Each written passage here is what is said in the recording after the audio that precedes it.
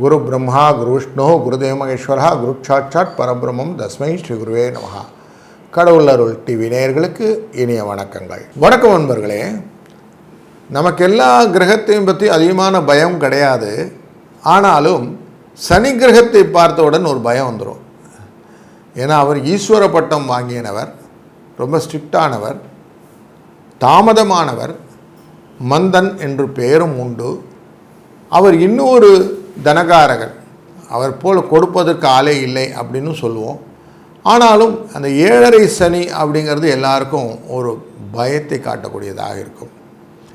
அது உள்ளே வரும்போதும் பாதசனியாய் வெளியே செல்லும் போதும் நமக்கு கண்டினியூஸாக பயங்களை கொடுக்கும் அப்படிங்கிறதும், அவர் இருக்கக்கூடிய இடங்களிலே அர்த்தாஷ்டம சனி, கண்டக சனி, அஷ்டமஸ்தனி, கலத்திரத்தில் சனி, ஏகப்பட்ட சனி பகவானை நிலைகளிலும் நமக்கு பயங்கள் உண்டு. அதனால் பலன்கள் பார்த்து, சார் ரொம்ப கிளியராக இருக்கணும் சார் அப்படின்லாம் இருப்போம். நேர்மையாக இருக்கிறவங்களுக்கு ஒன்றும் பயம் இல்லை. நேர்மை தவறிவர்களுக்கு எப்படியானும் பிரச்சனை பண்ணுவாங்க அப்படின்னு சொல்லுவாங்க. வீடுகளிலும் ஒரு வழக்கம் உண்டு. இப்போல்லாம் ஃப்ளாட் சிஸ்டம் ஆகிடுச்சு. முன்னெல்லாம் இண்டிவிஜுவல் ஹவுசஸ் இருக்கும்போது வெளியிலலாம் எங்கன்னா போயிட்டு வந்துட்டாங்கன்னா காலை குதிகால் அலம்பிக்கிறது அப்படின்னு உண்டு. காலின் பின்புறத்தை நல்லா தண்ணி ஊற்றி தேய்ச்சி அலம்பிப்பாங்க. ஏன்னா சனீஸ்வரன் அது வழியாக தான் உள்ளே வருவார் அப்படின்னு ஒரு கோட்பாடு உண்டு. இப்போல்லாம் ஃப்ளாட் ஆனதுனால நேரம் வீட்டுக்குள்ளே போயிடுறாங்க. அதுக்கப்புறமா அவங்க கால் அலம்பினா உண்டு.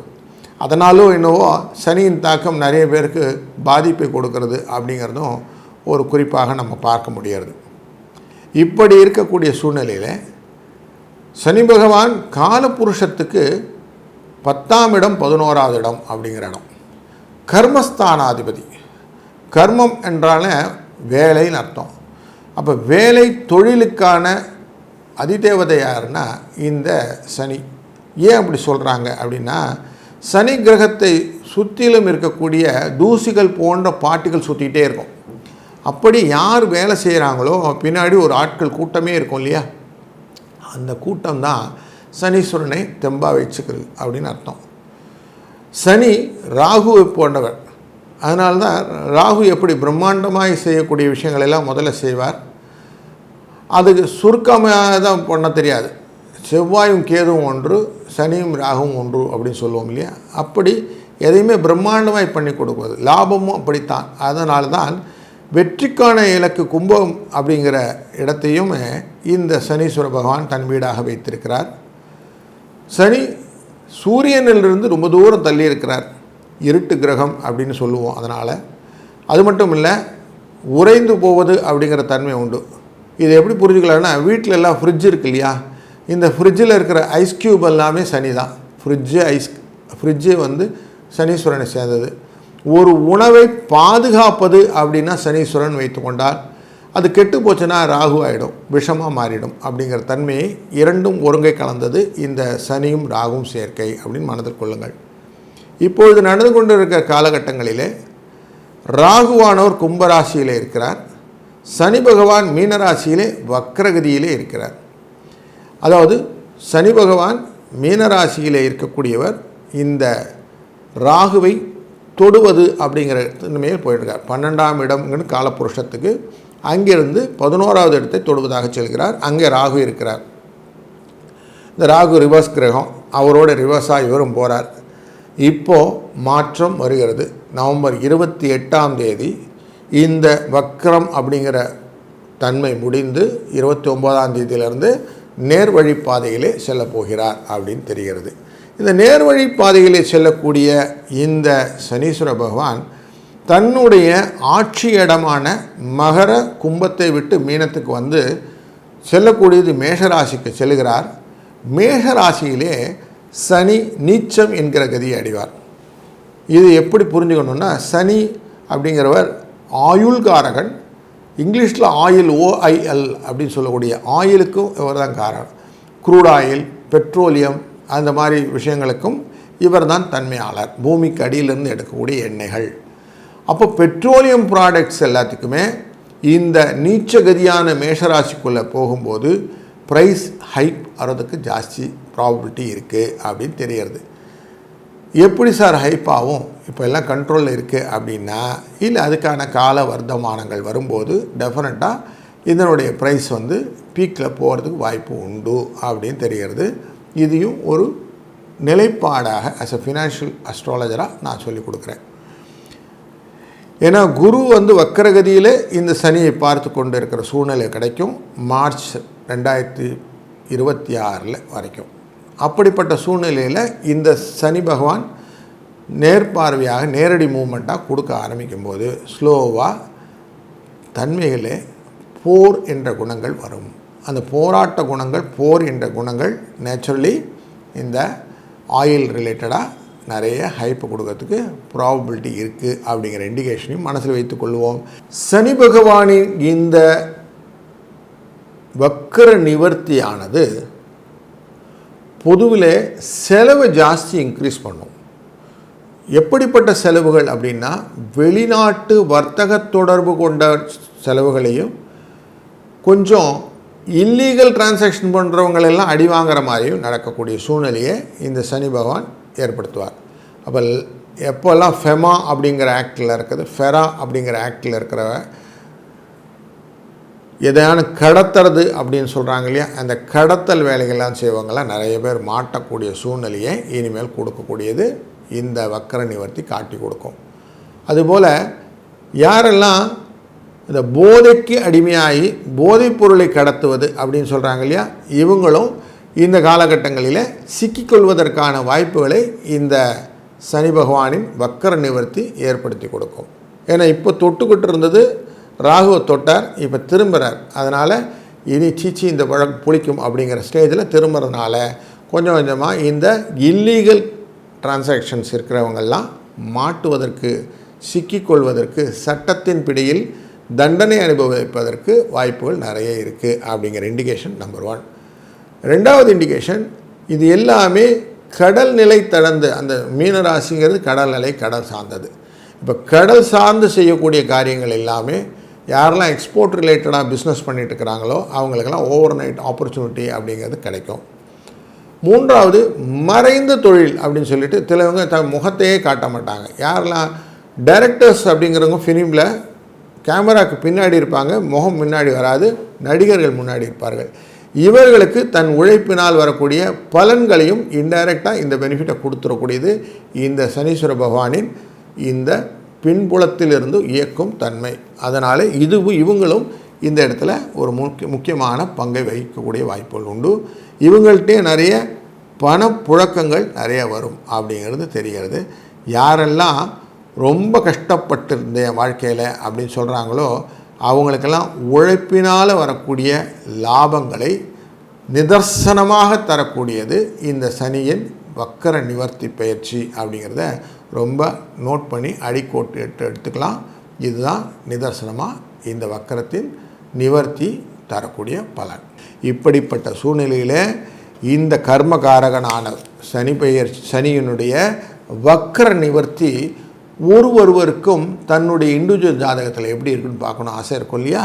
வாருங்கள் தொடர்ந்து காண்போம். வணக்கம் மகர ராசி அன்பர்களே. உங்கள் ராசி காலச்சக்கரத்தின் 10ஆம் இடம் கர்மகாரக இடம். அதனுடைய அதிபதி சனி பகவான்.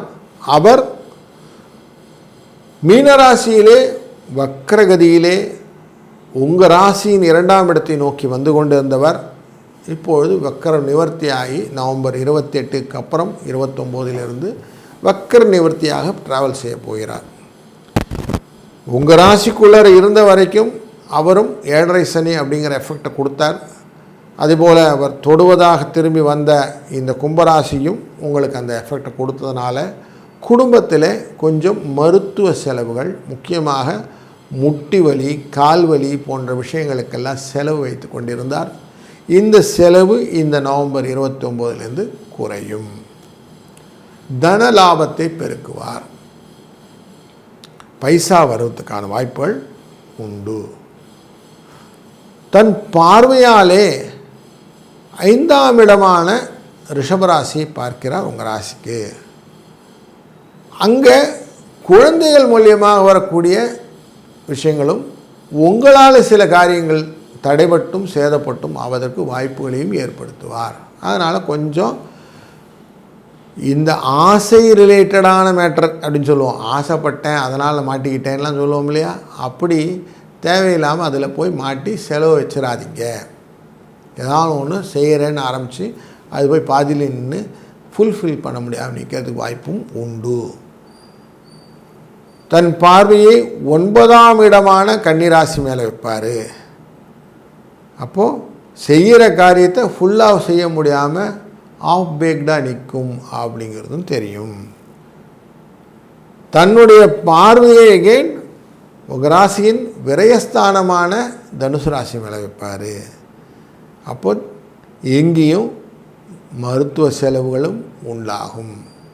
அதனால் கொஞ்சம் மழை விட்டும் தூவானம் உடலைன்னு சொல்லுவாங்க இல்லையா, அப்படிப்பட்ட நிலை தான் இருக்கிறதுன்றது நல்லா மனசில் புரிஞ்சுக்கோங்க. இதில் எந்த விதத்தில் உங்களுக்கு சந்தேகம் வேண்டாம். வியாபாரத்தில் எதிர்பாராத சில மாற்றங்கள் ஏற்படும். அதில் உங்களுக்கு சிறு சிறு போராட்டங்கள் இருக்கும். எல்லாம் அப்படியே நம்ம மாளிகை கோபுரமாக கட்டிட போகிறோம்லாம் எண்ணம் கொண்டு நீங்கள் செய்தீர்களானால் சிக்கல் வருவதற்கு வாய்ப்புகள் உண்டு. இதுக்காக மறைமுகமாக உங்களை சொல்லுவான், பத்தியா அற்பத்துக்கு வந்தால் அர்த்தராத்தில் கொடை பிடிச்சிட்டான் அப்படின்லாம் அவங்கள விமர்சனம் செய்வதற்கான வாய்ப்புகளும் உண்டு. கொஞ்சம் எச்சரிக்கையாக இருங்கள். உங்கள் கருத்துக்களை மற்றவர்களிடம் பகிரும்போது எக்ஸ்ட்ராவாக கேர் வச்சு பகிருங்க. கவனத்தோடு பேசுங்க. எல்லாரும் உங்கள்கிட்ட சிரித்து பேசி கவுத்து போடுறதுக்கு ரெடியாக இருக்கிறாங்க. அதனால் விவேகமாக செயல்படுவது அப்படிங்கிறது இந்த காலத்தில் முக்கியமாக வச்சுக்கோங்க. வெளுத்ததெல்லாம் பால் அப்படிங்கிறதெல்லாம் வேணாம். கொஞ்சம் யோசித்து செய்யுங்க. உங்களுக்கு எந்த லெவலில் விட்டாலும் மேலே ஏறி வரீங்க அப்படிங்கிற தைரியம் இருக்குது. ஆனால் அது கமெண்ட்ஸில் வேற போகுது எல்லாருக்கிட்டையும். அவன் என்ன சொல்கிறாங்க, அவன் ரொம்ப ஆடுறான் அப்படி சொல்லுவாங்க இல்லையா, அந்த ஆட்டம்ங்கிற வார்த்தை உங்களுக்கு வந்து நின்றுடும். அதனால் ஒரு தடவைக்கு 4 வாட்டி நம்ம செய்கிறது கரெக்ட் தானான்னு செக் பண்ணிவிட்டு முடிந்தவரை டெஃபர் அண்ட் டூ அப்படின்னு சொல்லுவோம் ஆங்கிலத்தில். தள்ளி போட்டு செய்வது நல்லது. ஏன்னா தாமதம் ஒன்று தான் சனீஸ்வரனுக்கு ரொம்ப பிடித்த விஷயம். எதையுமே உடனே செய்யாமல் தாமதித்து செய்ய அது கரெக்டாக ஷேப் ஆகி நல்லதாக இருந்தால் உங்கள் பக்கம் வரும், கெட்டதாக இருந்தால் அதுவாக விலகி போயிடும். அதனால் இந்த டூலை அழகாக மைண்டில் வச்சுக்கோங்க.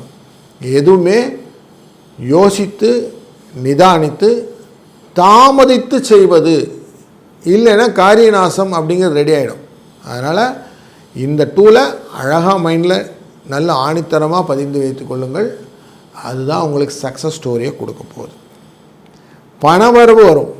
முதலீடுகள் கூட அவசரப்பட்ட முதலீடுகள் வேண்டாம். இன்வெஸ்ட்மெண்ட் ஆன் லாங் டேர்ம் அப்படின்னு சொல்லுவான். நிதானித்து வரட்டும், நிதானமாக வரட்டும், எனக்கு ஆசையே கிடையாது அப்படின்னு கொஞ்சம் தள்ளி நின்று வேடிக்கை பார்த்தீங்கன்னா அது ஆட்டோமேட்டிக்காக உங்கள் பக்கம் வந்துடும். நீங்கள் கிட்ட போக ஓடினே இருக்கும். பாலச்சந்தர் படத்தில் சொல்லுவார், சின்ன கல்லை கண்ணுக்கிட்ட வச்சுட்டா உலகம் மறைஞ்சு போயிடும், கல்லை தூக்கி வெளிச்சிட்டா கல் சின்னதாக போயிடும். இதுதான் ட்ரிக்கு. இந்த ட்ரிக் எல்லாமே மைண்டில் கொண்டு வாங்க. அப்போது நம்ம எந்த பிரச்சனையும் கிட்ட வச்சு உடனே அட்டன் பண்ணோம் வேண்டாம், தள்ளி வச்சுக்கிறேன், நிதானமாக பார்த்துக்கலாம், ஒன்றும் பிரச்சனை இல்லை, இது இல்லைனாலும் நம்ம சமாளிக்க முடியும்னு விட்டிங்கன்னா கடன் சுமை குறைந்து விடும், தொழிலிலே லாபம் பெருகும். வேலை இல்லை அப்படிங்கிற எண்ணங்கள் எல்லாம் போயிடும். நம்ம என்ன வேலை செய்கிறோமோ அந்த வேலை நல்லா தான் இருக்குது, இதிலே கண்டினியூ பண்ணுவோம் அப்படின்னு சொல்லுவோம். எந்த விதத்துலையும் புதுசாக போய் நான் அதை மாதிக்கிறேன் இதனால் இந்த எக்ஸ்ட்ரா செலவே வேண்டாம் அப்படிங்கிற முடிவுக்கு வந்துடுவீங்க. முதலீடுகள் உங்களுக்கு லாபமாக அமையுமே வழியை நஷ்டப்படுத்துவதற்கான வாய்ப்புகள் குறைந்துவிடும். அப்படிங்கிறது தான் இந்த கொஞ்சம் தாமதப்படுத்தி செய்வதனால் வரக்கூடிய பலன்கள். இது எப்படி செய்கிறது அப்படின்னா, அசாத்தியம் சாதக சுவாமின்னு அப்படின்னு நடக்காததையும் நடக்க வைக்கக்கூடியவர் ஆஞ்சநேய பெருமான் அப்படிங்கிறதுக்கு. அதனால் ஆஞ்சநேயர் வழிபாடை தொடர்ந்து செய்வது அப்படிங்கிறத முக்கியமாக வைத்துக்கொள்ளுங்கள். யோக ஆஞ்சநேயர் இல்லைன்னா கைகூப்பின அஸ்த ஆஞ்சநேயர்லாம் இருப்பாங்க. அந்த படத்தில் காலிலிருந்து வால் வரை பொட்டு வைத்துனே வருது. ஒரு நாளாக பொட்டு வச்சுட்டே வரும்போதும் இந்த காரியங்கள் எல்லாம் சக்ஸஸ்வாக கொடுப்பாங்க அப்படின்னு ஒரு கோட்பாடு உண்டு. அது இல்லைன்னா கூட ஒரு சனிக்கிழமையுமே ஆஞ்சநேயர் கோயிலுக்கு சென்று செந்தூர்னு விற்கும், அந்த செந்தூரை வாங்கிட்டு போய் அவருக்கு அந்த அலங்காரத்துக்கு கொடுத்து விட்டு அவரை நன்னா வழிபட்டு வந்தேறினால் உங்களுக்கான லாபம் நிச்சயமாக உங்களுக்கு வந்து சேரும். நல்லது நடக்கும், நல்லதே நடக்கட்டும். வாழ்க வளத்துடன். கடவுள் அருள் டிவியை பார்த்தமைக்க நன்றிகள். மேலும் இது போன்ற தகவல்களை தெரிந்து கொள்ள கடவுள் அருள் டிவியை சப்ஸ்கிரைப் செய்யுங்கள். மறக்காமல் பெல் ஐக்கானை கிளிக் செய்யுங்கள்.